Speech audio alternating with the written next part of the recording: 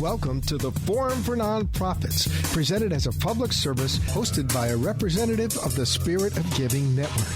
To volunteer for the Spirit of Giving Network, call 561-385-0144. Now, here's today's show. Hi, welcome, nonprofit community. I'm so grateful that you've taken some time away from your day to listen to the forum. I'm Cara Zimmerman, your radio host today, always in great form, great seat here behind the microphone, because I get to speak to the best of the best in our community, making it such a wonderful place to live. You know, we have so many people moving into Florida, and I know why, because we have such a wonderful, giving, great place to live, very accommodating. And today you'll hear even more about how accommodating South Palm Beach County is. And I also want to thank the Spirit of Giving Network for sponsoring our show. I want to give you their phone number again, 561-385-0144, because now they are collecting gifts for their holiday gift drive. I believe they are helping over 4,000 children this year. You can give them a call and volunteer. They have many shifts open at their packing sites, as well as finding out how to donate gifts. So give them a call at Spirit of Giving Network, 561-385-0144. Today, I have the founder and CEO of a company called GrantWatch, and Libby Hikind is here. She's, again, our founder and CEO of GrantWatch. I've been wanting to get organizations on my show that support nonprofits as well as are a nonprofit. And Libby, thank you for joining me today. I know you're so busy. We really worked hard on finding the day and time to grab you. So thanks for coming on. I appreciate it. And I appreciate the invitation. A great chance to speak to the nonprofit community. Absolutely. And there's so many. Do you have any idea what the number is now in Palm Beach County of how many nonprofits there are? I don't. I can tell you that according to the IRS, there's over 1.8 million nonprofits in the United States at this time. There you go, 1.8. And why? You know, it's always interesting to me because it seems that nonprofits, from many that I've spoken to, it's funny because, you know, they never in their life dreamed of starting a nonprofit, but something happened. You know, a dog landed on their doorstep, and all of a sudden now they have a nonprofit for dog shelters or cats or health issues. Something comes into your life that you didn't expect, and boom, there you are, with a nonprofit. Do you find that to be the case? Yes, because nonprofits are started by passionate people. That's it. You hit it. That's right. And you have to have something that's driving that passion, so that's how they begin. That is, you said it so well, perfectly. Yes, because and every day they get to wake up and do what they love, for the most part. There's days when you're, There's days you're sorry you're doing it and days you're loving it. That's basically what I hear from the subscribers of GrantWatch. Yes. So it really depends on what's the activity, what's the project of the nonprofit at that time, and how much paperwork they're deeply buried under. Yeah. Oh, yeah. Yeah. Well, so what is your background that got you founding a company called GrantWatch? Well, I was a public school teacher for the New York City Department of Education. Oh, my goodness. I hear the accent now, yes. Yes. I didn't know I had an accent until I left the area. Yeah. Well, I was teaching special education at the time, and I needed to bring my junior high school students into a computer room and teach them word processing. It was in the mid-'80s. It just began, basically, and there were exams they needed to take, and it really was an idea of mine that if I would teach them to use the computer, they would be more apt to correct their writing work. And so I went forward with that idea, and there was no money available in the school district, but a grant became available. And the rest is history. The school district taught me how to write a grant. I wrote it. I won, and I kept writing after that while teaching. Ended up at the district office, raising them over $11 million, went back into the classroom and opened up my own grant writing business. And when I retired from teaching, I was still grant writing. And while I was teaching, I also created a grants newsletter that was faxed out to my clients. And when I retired from teaching, after about 6 to 9 months of artwork, I decided to start working on a website. And that's where we are today. We went from just being NYC GrantWatch, just serving the New York City community, and going out, expanding to each state little by little. And now we are national and international. Oh, my gosh. So, really, if you think about it, you started something just like a nonprofit starts. You were, it just kind of fell into place. Right. Little did you know. We are not a nonprofit. We provide the service to nonprofits because we wouldn't be able to run this website as a nonprofit. It just wouldn't work. So, but we did do everything the same way. It started with the same passion. Mm-hmm. And I think entrepreneurs are also similar to nonprofit executive directors and leadership, because they also have to start with that passion. Otherwise, if you're only an entrepreneur because you want to make money, that fizzles up very quickly. Because it's after you make the money, then why do you continue? You really have to have the passion for what you're doing. Oh yeah, I hear it through the microphone. Your passion. Where does the word watch? I know grant, but we've got GrantWatch. Where did that come from? That word? Well, because GrantWatch is unique. It only lists the grants that are currently available. Mm. So as a grant writer that started in the 80s, we had to constantly search, and we'd search through books, and there was something called dialogue at that point.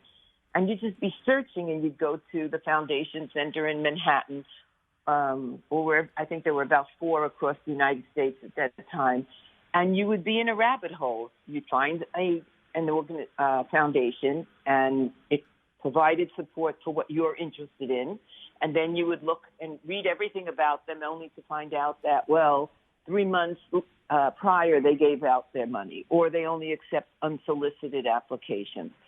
So that really didn't work. So what we do is we only let you know what's available. So it's here, it's available, this is a deadline, or it's ongoing. Quickly apply before they run out, the money runs out. And when it's no longer available, we archive it. So we watch the grants for you, basically.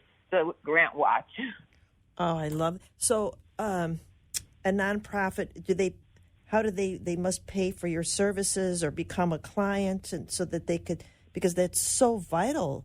Because there's so many nonprofits all after the same dollars, really. I mean, there's only so many grant sources, right? Well, really not, because grants come. There are new grants every single day.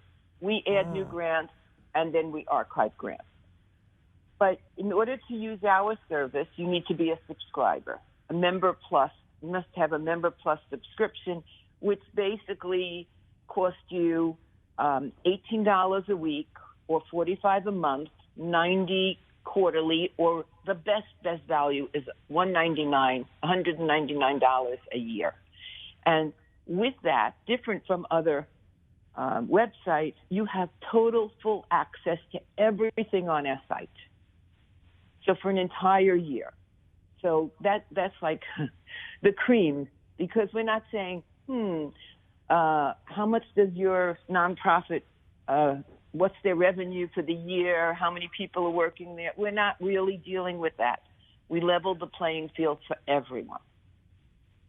That's brilliant. I'm thinking about a nonprofit that I worked at for many years, and we had a grant writer. And I remember that she was always scrambling to find, those grants. And had she known about what you do, I think that takes a lot of time off of the grant writer. They can really focus in on writing it rather than finding it. Right. And once they create their search, once they know what they're searching for, they can come back and check it every day, every 2 days, see if something new came out that would really be appropriate to them. But we're in business since 2010. Wow. So we know the business, and we're considered the number one search engine in the United States at this point. Well, I hope you're patting yourself on your back, Libby. That's fantastic. That's so cool. I love success stories. We work really hard because, a lot of other websites will just give you a small little blurb and that's it, and then go find all the information yourself. So we created a proprietary format so that when you look at the grant detail page, which is only, again, available, the full amount to the subscribers, you have enough to walk into your executive director, if you're a grant writer, and say, look, I think this one's for us. And the executive director will take a skim and say, yes, go further. So you already have enough right there to have that meeting, and then you can go further into looking at the organization's website where they have all the details. We give you enough to start. So you give them enough to start. It's up to them, the grant writer, to do the rest. You're offering, letting them know what's available on a pretty consistent basis every day. And we'll include pre-application information, eligibility. If they tell us the average grant size or the grant range, we'll include all of that. The conference date, the letter of inquiry date, or letter of intent, if there is one required, the deadline date. A lot of information will be right there in front of them, and then they can take it further. And we've just added something phenomenal. We've added 990 reports from the IRS. I don't know if you're familiar with that. Well, tell us, yeah. So every nonprofit has to file a 990 report, whether it's a postcard or a longer form, and there's a couple of letters that go after different ones depending on what you are. But the private foundations that are giving grants, when they file the 990, it includes the list of grants they've given during that tax year.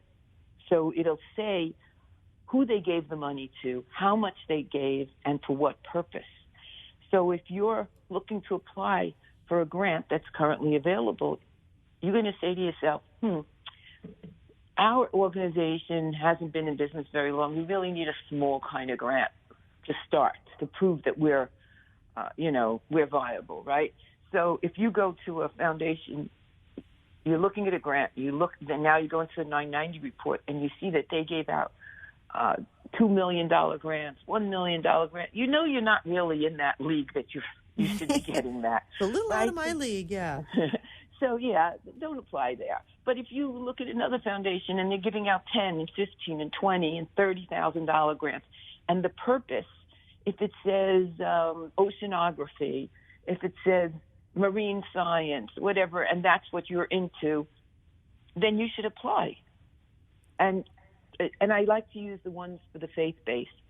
If you're of one faith, and that's what your organization is, and it says faith-based organization, it doesn't really say which faith, but if you look at the 990 report, you can see that they gave the money to all of one faith. You really shouldn't be applying if that's not your faith because you're not getting the money, right? Yeah, that makes a lot of sense. You don't want to waste your time, for sure, because you really have to go dialing for dollars. You have to. Right.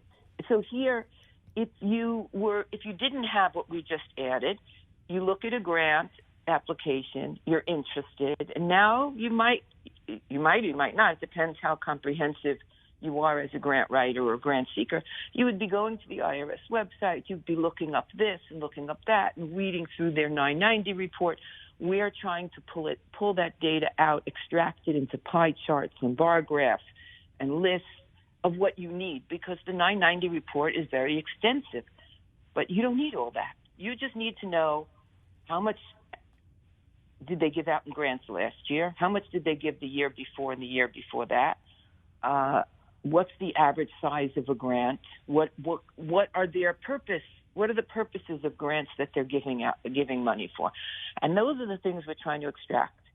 And it's a process. It's labor intensive for us to do it. We started a month ago. We're adding them. Every day we're adding more and more 990s. And this way, when you look at a grant, you're right there next. There's the funding source. There's going to be the 990 report.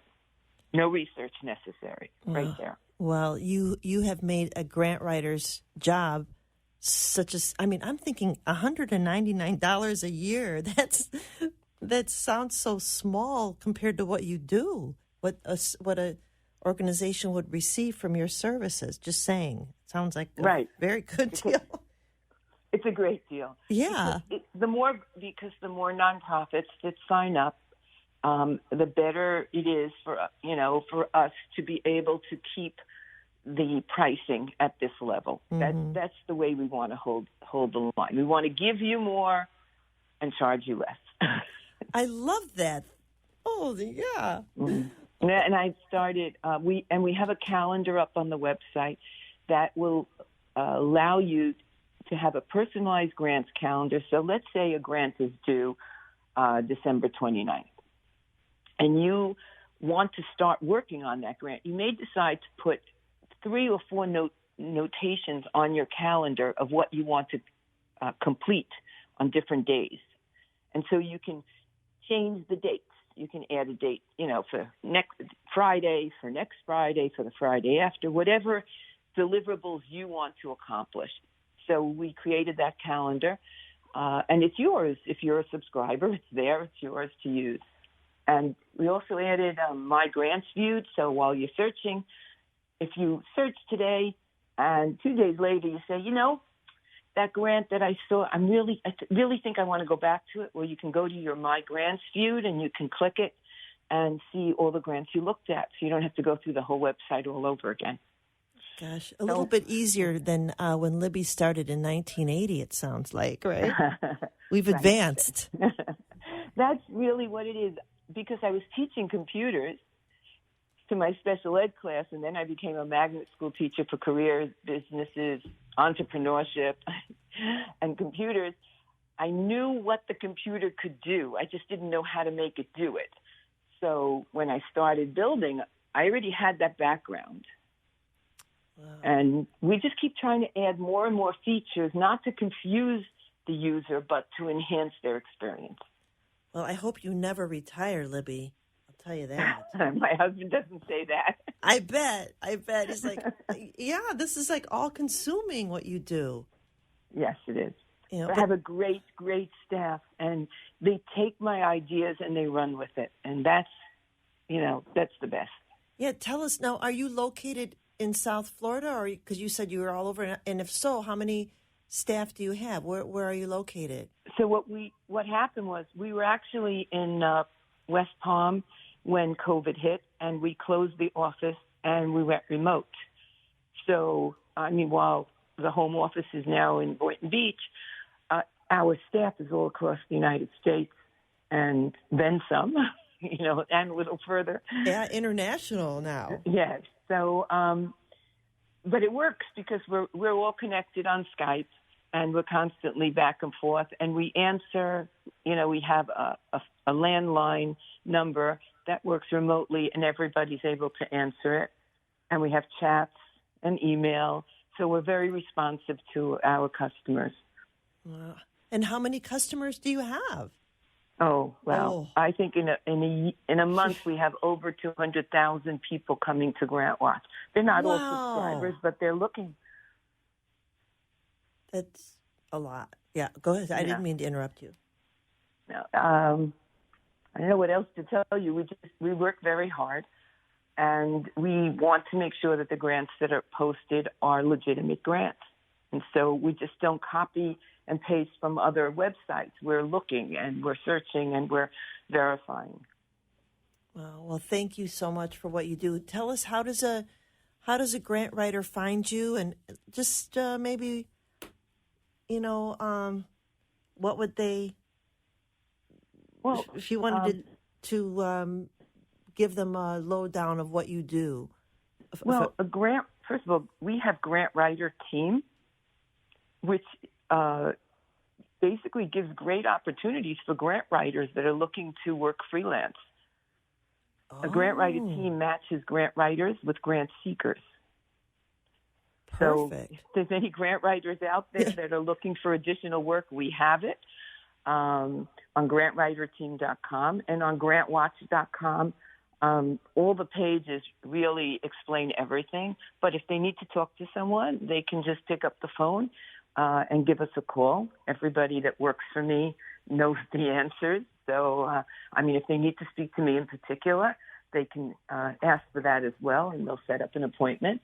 But they can just pick up the phone and give us a call, 561-249-4129, or write to us at support@grantwatch.com, GrantWatch.com. Perfect. So we're at 561-249-4129. 4129, right. And I'm sure any of your wonderful staff can answer the questions and be there. I hope that grant writers are listening, because what a great resource, Libby, that you've created. Really. I had no idea. It's there. It's, for everyone to use and not abuse. Yeah. Right? Yes. Because we have a lot of people that think that they should just, scrape websites. That's not what we're into. That's not what you subscribe for. You subscribe because you are looking for grants for your nonprofit organization, or your business, or as an individual. That's important to know. And on your website, is there the subscription application there for people to join, to subscribe? Oh, yeah. All they would do is just sign up, and then it will ask them if, it'll come to the page pricing and plans, or they can just, on the navigation bar, go straight to pricing and plans.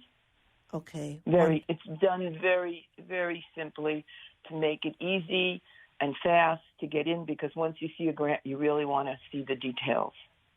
Yeah. What is the time frame if they see it on your website? How much time do they have to get that grant in? It just depends? Really depends when they come to the website, because we add as soon as we see them, and we can get through our posting and proofreading and editing process, it's put up. So right now at this moment there is 7,134 grants that are currently available, and we've gone as high as 8,500. We're hoping to hit 10,000, within the next 6 months. We're working very hard at that. It's difficult because grants come due, they expire, and you need to put up new grants. So you're constantly adding. Otherwise, you run out of inventory. So it's hard to catch that, to get that jump ahead of the expiration dates. It sounds like the supply chain problem, right? Right. Except we don't need trains and planes and automobiles to get through. We just need people to continue offering grants and grant watching, which you do, and it's so interesting. Well, I hope all of the grant writers listen to the show today, and Libby and your staff, you just keep on doing what you're doing, because it helps 1.8 million, you said, nonprofits out there. Well, that's what there are in the United States right now today. So we're available to all of them. We just moved to a larger server so that we can accommodate many more people. And, great. In the community, I think you asked me in one of your letters, how can the community help? And I just want to say that if somebody finds a grant that they didn't see on GrantWatch, just let us know about it so we can let everybody else know. Or if a foundation is listening and you have a grant that's available, we have a place in the footer that says list a grant. You can just start the posting there, or email it to support@grantwatch.com, and we'll get it out there for you. We don't charge any fee to post a grant. Terrific. Well, everybody, get over to Libby and her staff and post a grant or become a subscriber, because I am so impressed. What a wonderful business you are, and I'm so glad it just kind of fell your way back in the 80s. So you keep on doing what you're doing, Libby, and thank you for your time. I know you're so busy. I really learned a lot. Thank you. And thank you to your listeners. We are available at GrantWatch.com. Great. Thank you. Thank you. Take care. Bye-bye. Bye-bye.